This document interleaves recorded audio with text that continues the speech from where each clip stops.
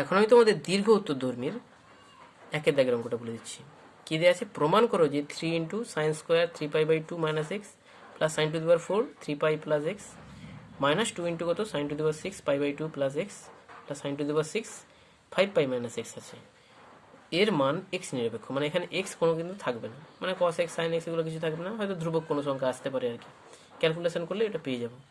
দেখে একটু জটিল লাগছে কিন্তু অঙ্কটা অনেক সহজ। তাহলে আমরা ওই যে পাই আকারে দেওয়া আছে, মানে রেডিয়ানে দেওয়া আছে, তার যে নিয়ম আছে সেই নিয়মটা ফলো করে করে আমরা একটু ক্যালকুলেশন করলেই পেয়ে যাব যে একটা এক্স নিরপেক্ষ হবে। তো করে দেখি, এটা তুলে নিচ্ছি আমি, যেটা দেওয়া আছে এটা তুলে নিলাম এখানটায়। কত 3 যেটা আছে এই লাইনটা এখানে তুলে নিলাম। এবার দেখো দেখো 3 ইন্টু π/2, তাহলে π/2 মানে 90, তাহলে 90-এর সঙ্গে কত গুণ আছে না 3, বিজোড় সংখ্যা, তাহলে সাইনটা কি হয়ে যাবে না সাইনটা কস হয়ে যাবে।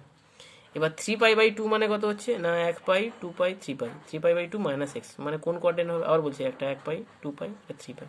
তাহলে 3π হচ্ছে, তারপরে মাইনাস আছে মানে থার্ড কোয়াড্রেন্টে আসছে, তাহলে সাইনটা থার্ড কোয়াড্রেন্ট কত নেগেটিভ হয়ে যাবে, মাইনাস হচ্ছে কত, তার আগে একটু বলে দিই, এটা 3 আছে মানে কত হচ্ছে না বিজোড় সংখ্যা, ওই জন্য সাইনটা কস হয়ে গেছে,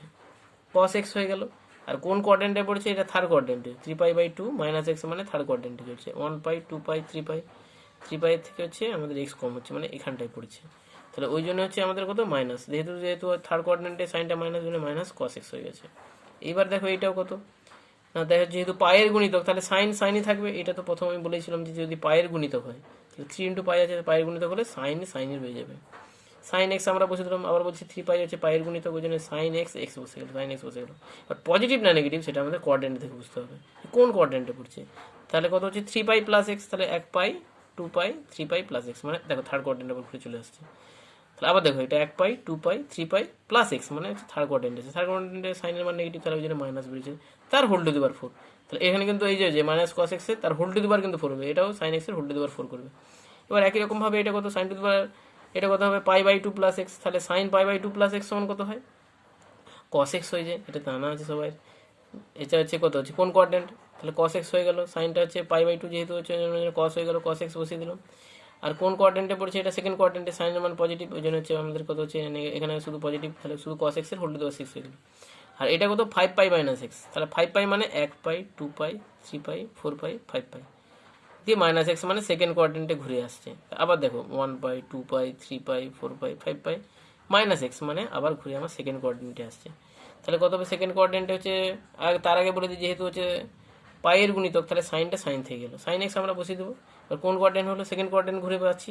তাহলে হচ্ছে সেকেন্ড কোয়াড্রেন্টে সাইনের মান পজিটিভ, ওই জন্য এখানে পজিটিভ, তাহলে সাইন এক্সের হোল টু দি পাওয়ার 6 করে দিলাম। এবার দেখো এটাকে বলি তোর কস টু দি পাওয়ার 4, এটা কত সাইন টু দি পাওয়ার 4 হয়ে গেল, এটা কত মাইনাস হলে হোল টু দি পাওয়ার 4 করলে কত পজিটিভ হয়ে গেল, এটা পজিটিভ হয়ে যাবে, আর টু দি পাওয়ার 4 হয়ে গেল, cos to the power 4 sine to the power, বাইরে 3 যেমন আছে থাকলো, 2 যেমন বাইরে আছে থাকলো, কস টু দি পাওয়ার 6 আর সাইন টু দি পাওয়ার 6। এবার আমাদের যে হচ্ছে যে ফর্মুলা যে আমরা শিখেছি স্কোয়ার মাইনাস বি স্কোয়ারের যে সূত্রটা কাজে লাগবো, তাহলে এটাকে লিখতে কস স্কোয়ারের হোল স্কোয়ার, এটা কত সাইন স্কোয়ারের হোল স্কোয়ার, এটাকে লিখতে পারি না কস স্কোয়ারের whole square, cos square x এর হোল স্কোয়ার প্লাস হচ্ছে কত সাইন স্কোয়ার এক্স তার হোল স্কোয়ার করলাম। তাহলে এটাকে শুরু করলে কত হবে, এ স্কোয়ার মাইনাস বি স্কোয়ারের সূত্র কত হবে না a plus b whole square minus 2ab।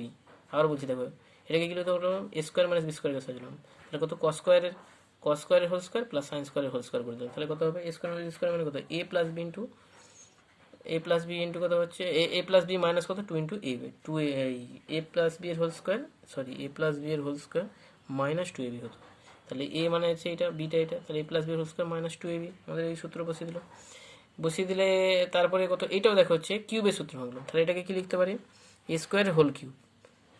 লিখে না স্কোয়ারের হোল কিউব করলে কত হবে কস স্কোয়ারের হোল কিউব করলাম, আর এটা কত হবে সাইন স্কোয়ারের হোল কিউব করলে দেখা যাবে cos to the power 6 sine to the power 6 হয়ে যাবে। তাহলে a cube plus b cube সূত্র বানাবো, মান নির্ণয়ের যে সূত্র, তাহলে মান নির্ণয় কি সূত্র ছিল না এ প্লাস বি তার whole cube minus 3ab into a plus b, তো সেইভাবে ভ্যালুটা বসিয়ে দিলাম। বসিয়ে দেওয়ার পরে দেখো এইটা হচ্ছে আমাদের কত হবে, দেখো cos square theta plus sine square থিটার মান কত 1 হয়, তাহলে কস square x plus sign square x এর মান 1 স্কোয়ারগুলো 1 হয়ে যাবে, 2 into cos square x sign square x যেমন আছে থাকবে, তো মান আমার জানা নেই যেরকম আছে থাক। আর এটার ভ্যালু দেখো 1, তাহলে দেখো সাইন কস square x plus sign square x এরও ভ্যালু 1, 3 ইন্টু এর ভ্যালু এটা জানা নেই কস square x plus sign square x থাকলো, আর এর ভ্যালুটা দেখো sine square theta plus cos square theta এরও ভ্যালু 1, এটা 1 হয়ে গেল, তাহলে ইন্টু 1 হতো আর কি। তাহলে এবার গুণ করে দিচ্ছি 3a হয়ে গেল, এটা 3 দুগুণে 6 কস square x plus sign square x, 2 into হলে কত এটা প্লাস মাইনাসে কত মাইনাস 2 আছে,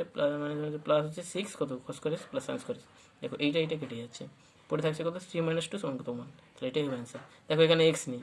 তাহলে আমাদের বলছিল কত হবে, যে এই ক্যালকুলেশন করলে যেন এক্স নিরপেক্ষ হয়, তাহলে এখানে এক্স নেই, তাহলে আমাদের প্রমাণ হয়ে গেল। পরের ভিডিওতে আর কিছু অঙ্ক করে দিচ্ছি।